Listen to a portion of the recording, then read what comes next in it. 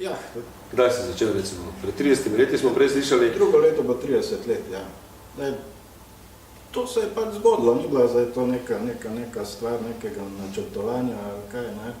Jaz sem recimo kot srednje šolec, pa to sem imel željo postati vojaški pilot, pa iz zdravstvenih razlogov nisem, pa sem šel nekaj etnologijo študirati. Ti aforizmi so se pa pač pojavili, se pač začelo, ne vem, res je, dosti sem v srednje šole, pa to dosti sem bral tako literaturo, ne, pač očitno neki smisel, Alan Ford, taki stripi, potem Pavliho sem bral, ne, redno, ko še izhajal.